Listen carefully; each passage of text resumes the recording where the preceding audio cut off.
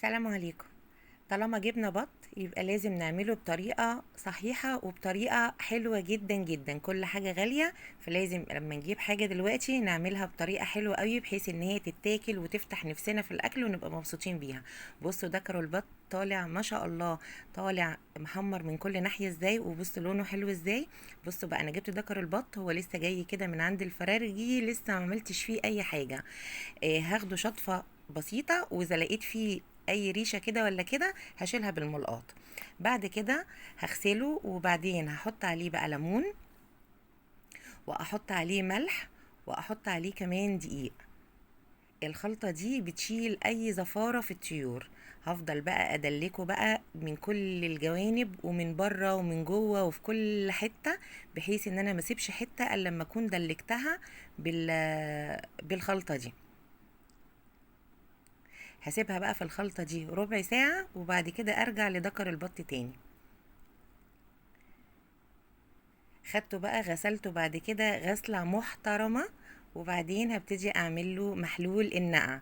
محلول النقع دوت تحفة جدا، ما بيخليش البطة تاخد وقت في السليق، وكمان بيخلي لحم البطة حلو ومسكر قوي. هحط معلقتين كبار ملح ومعلقتين كبار سكر، واحط شوية خل. هو ده محلول النقع. هحط عليهم كمان كام فص حبهان، وشوية فلفل اسود مش مطحون، وكمان ورق لوري.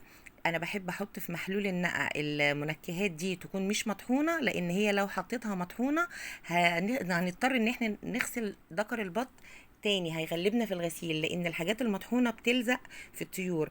فانا بحب احطها حب. هنسيب بقى الدكر في المحلول ده حوالي 4 ساعات، واحنا داخلين وخارجين من المطبخ نقلبه بقى مرة يمين مرة شمال، لحد ما نحس ان المحلول طال البطة كلها.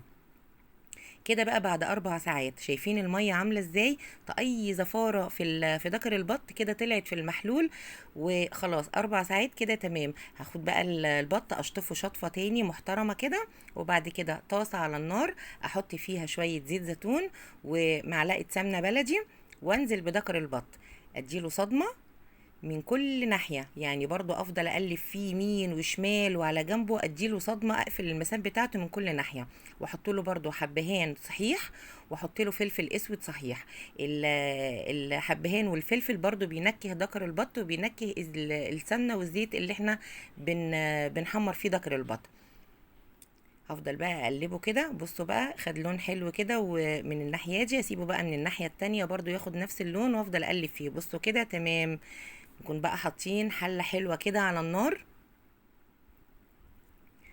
ناخد دكر البط وننزله بقى في الميه اللي بتغلي، اللي احنا يعني نكون حاطين الحله واحنا حاطين دكر البط على الناحيه التانية، نكون بنديله الصدمه.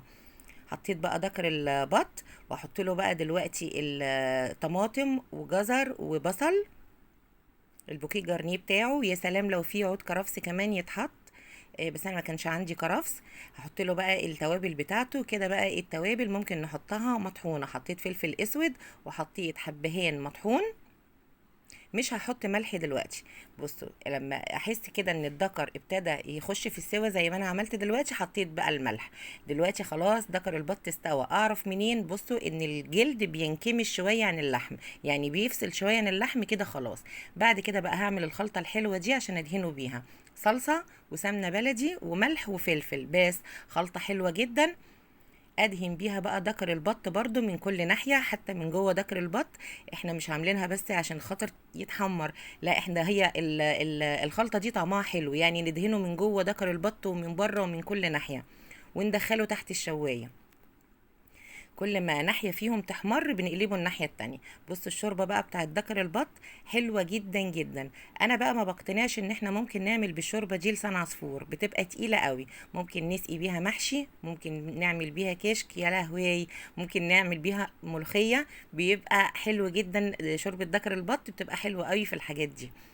طلع بقى دكر البط بقى من تحت الشواية متحمر كويس جدا، واخد اللون الحلو ده من كل الجهات.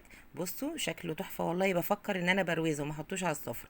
بصوا طالع بقى ايه، يعني مقرمش من بره، واخد دي كده يعني تحميرة حلوة من بره، واللحم بتاعه من جوه طري جدا جدا عشان احنا عملناه صح.